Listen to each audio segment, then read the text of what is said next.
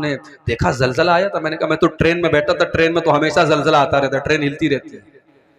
कहा कि नहीं, रात में बहुत सब चीजें हिल रही थी, जलजला आया था। 2 दिन तक बनारस में लोगों के पेट मुंह से खाना उतर नहीं रहा था, लोग दहशत के आलम में थे। जलजला कहां आया था? नेपाल में आया था। उसका झटका दिल्ली और उत्तर भारत में कहीं कहीं महसूस हुआ था, और ये छोटा सा जलजला था जो नेपाल में आया था। इज़ा ज़ुलज़िलतिल अर्ज़ु ज़िलज़ालहा, जब वो जलजला आएगा जो सिर्फ उत्तर भारत में नहीं, सिर्फ दक्षिण भारत में नहीं, मध्य प्रदेश में नहीं, महाराष्ट्र में नहीं, गुजरात में नहीं, इज़ा ज़ुलज़िलतिल अर्ज़ु ज़िलज़ालहा, जब पूरी धरती को अल्लाह ताला हिला देगा। वो अखरजतिल अर्ज़ु अस्क़ालहा, और जमीन अपने सारे बोझ निकाल देगी। अच्छा, ये बोझ निकाल देगी, इसका क्या मतलब है? इसका मतलब यह है कि जमीन के अंदर जो हीरे जवाहरात, सोने चांदी और कीमती मेटल्स है, सब बाहर निकल जाएगा। जमीन अपने सारे खजाने निकाल देगी। और एक मतलब यह भी है कि जमीन के अंदर जितने मुर्दे हैं, कयामत दिन सब जिंदा हो जाएंगे। वक़ालल इंसानु मा लहा, और इंसान कहेगा इस जमीन को क्या हो गया है। यौमइज़िन तुहद्दिस अख़बारहा, और कयामत के दिन जमीन अपनी बातें बयान करेगी, जमीन बोलेगी बिअन्ना रब्बका औहा लहा, क्योंकि उस जमीन को अल्लाह ताला हुक्म देगा बोलने का। इससे एक बात ये पता चली कि हम जिस धरती पर और जिस जगह पर कोई काम करते हैं, वो जगह भी गवाही देगी। मिसाल के तौर पर इस गांव में आज ये जलसा हो रहा है। अब जलसे वालों का कहना है कि हमें उम्मीद नहीं थी कि इतनी सारी पब्लिक आ जाएगी, क्योंकि ये इलाका बहुत पिछड़ा हुआ है, आने जाने का जो रास्ता है बहुत मुश्किल है, बहुत टफ है। फिर भी लोग आए, और इस वक्त जो है रात के तकरीबन 1:15 बज रहे हैं, लोग जमे हुए हैं, माए बहनें हमारी बैठी हैं। ये इलाका, ये पिंडाल, ये पूरी धरती बोलेगी कयामत के दिन कि हाँ, यहाँ रात को 1:15 बजे तक, 1:30 बजे तक, 2 बजे तक तेरे दिन की बातें हुई थी, कुरान हदीस की बातें हुई थी।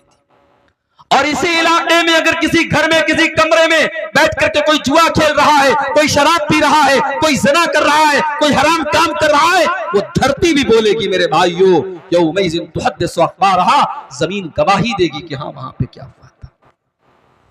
इसलिए जब गुनाह करना तो ये सोच के करना कि ये कमरा गवाही देगा, ये धरती गवाही देगी। कहां से बचेंगे हम अल्लाह के? आगे रमजान का महीना आ रहा है मेरे भाई। अल्लामा इब्न जौज़ी का एक जुमला आज मैंने पढ़ा, बड़ा प्यारा जुमला था। अल्लामा इब्न जौज़ी लिखते हैं कि अगर कब्र में मरे हुए लोगों से कहा जाए कि तमन्ना करो, आरज़ू करो, तो मरा हुआ आदमी जो मर चुका है, कब्र में जा चुका है, अगर उससे कहा जाए कि तुम्हारी कोई अंतिम इच्छा है, कोई आखिरी ख्वाहिश है, तो पता है वो क्या कहेगा? कहेगा कि अल्लाह एक दिन तू रमजान का और दे दे, एक दिन तू रमजान का और दे दे।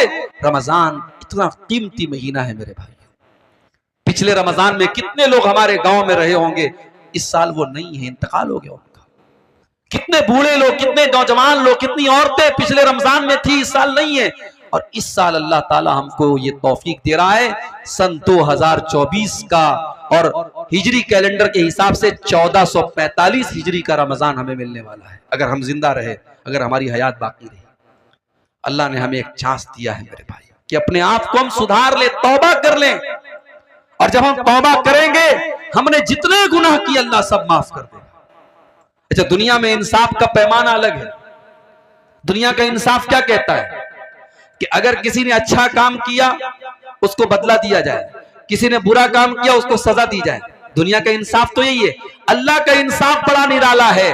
अल्लाह का इंसाफ ये है, अगर आपने कोई नेकी का इरादा किया, आपने इशा की नमाज पढ़ी और रात में बिस्तर पे सोने के पहले आपने मोबाइल के ऊपर अलार्म लगाया कि मैं रात को 3 बजे उठ करके तहज्जुद की नमाज पढ़ूंगा, पक्का इरादा आपने किया, लेकिन थके हारे थे, नींद आ गई, सोए रह गए, और 3 बजे रात में फजर आप तहज्जुद की नमाज के लिए नहीं उठ पाए। अल्लाह के नबी फरमाते, जब बंदा नेकी का पक्का इरादा करता है और किसी वजह से वो नेकी नहीं कर पाता है, अल्लाह कहता है उक्तुबू लहू हसनतन, मेरे बंदे के नाम अमाल में एक नेकी लिख दो। उसने किया नहीं था, इरादा किया था, पक्का इरादा किया था। और अगर बंदा वो नेकी का काम कर लेता है, अल्लाह फरिश्तों से कहता है उक्तबू लहू अशरा हसनात, उसके नाम आमाल में 10 नेकी लिख दो।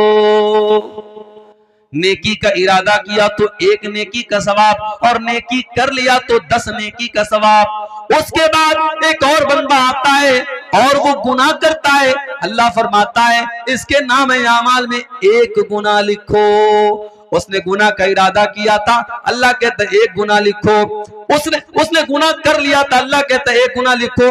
और एक दूसरा इंसान आता है जो गुनाह का इरादा करता है, अल्लाह फरिश्तों से कहता है होल्ड करो, इंतजार करो, वेट करो, देखते रहो वो गुनाह करता है कि नहीं करता है। अगर बंदे ने गुनाह का इरादा किया और फिर इरादा करने के बाद उसने गुनाह नहीं किया, उसने अपने दामन को गुनाह से बचा लिया, अल्लाह के नबी फरमाते हैं कि अल्लाह ताला फरिश्तों से कहता है उक्तबू लहू हसनतन, मेरे बंदे के नाम आमाल में 1 नेकी लिख दो। फरिश्ते कहते हैं अल्लाह उसने तो कोई नेकी का काम न किया, उसने तो कोई अच्छा काम न किया। अरे अल्लाह उसने तो बुराई का इरादा किया था, उसने तो शराब पीने का इरादा किया था, उसने तो ज़िना करने का इरादा किया था। अरे अल्लाह उसने गलत काम करने का इरादा किया था और बाद में उसने गलत काम नहीं किया, और तू कह रहा है कि हम 1 नेकी लिख दे। अल्लाह फरमाता है इन्नमा तरकहा मिन जर्राया, मेरे बंदे ने मेरे डर से गुनाह को छोड़ा है, मेरे खौफ से गुनाह को छोड़ा है, मेरे बंदे के नाम आमाल में 1 नेकी लिख दो। ये है अल्लाह का इंसाफ।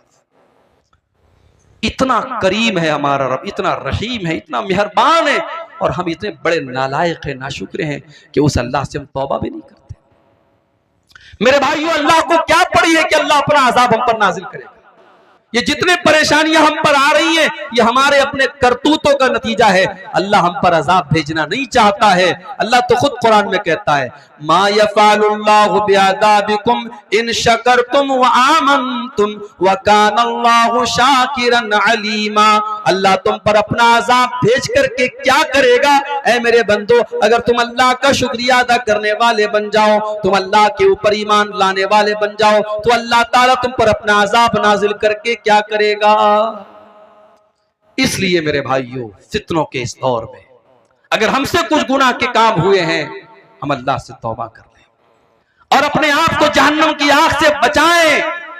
और जहन्नम की आग से बचाने के लिए बहुत सारे नेकी के काम आप कर सकते हैं। अल्लाह के नबी ने फरमाया इत्तकुन्नार वलौ बिशिक्की तमरा, खजूर का टुकड़ा भी अल्लाह के रास्ते में दे करके अपने आप को जहन्नम की आग से बचा सकते हो तो बचा लो। ये मदरसा है, ये मस्जिदें हैं, ये दीन का काम है जहां आपसे चंदे की अपील की जा रही है। अल्लाह का शुक्र अदा करो कि आपसे चंदा मांगा जा रहा है, आपसे बाकायदा मौलवी लोग माइक पर आकर के आपसे अपील कर रहे हैं। वरना कयामत के पहले तो एक ऐसा दौर भी आएगा, अल्लाह के नबी फरमाते हैं कि सदका देने वाला सदका लेकर के निकलेगा, माल लेकर के निकलेगा, और कोई उसका सदका कबूल करने वाला नहीं होगा। इतना माल लोगों के पास आ जाएगा, इतना पैसा लोगों के पास आ जाएगा कि सदका करने वाला और दान देने वाला दान देना चाहेगा और सदका करना चाहेगा, मगर उसके सदका को कोई कबूल करने वाला नहीं होगा। ये मौका है मेरे भाई, जहन्नम की आग से अपने आप को बचा लो। रमजान का महीना आ रहा है, उसमें नेकी करके और उसमें रोजा रख करके, तरावी पढ़ करके, तहज्जुद पढ़ करके, कुरान पढ़ करके अपनी मग़फ़िरत का सामान कर लो मेरे भाई। ये फितनों का दौर है, फितनों का जमाना है, और इस दौर में अपने बच्चों की भी फिक्र करो। मैं कभी कभी कहता हूं अपनी तकरीरों में कि जब पैसा दिया करो अल्लाह की राह में, तो बच्चों से दिलवाया करो।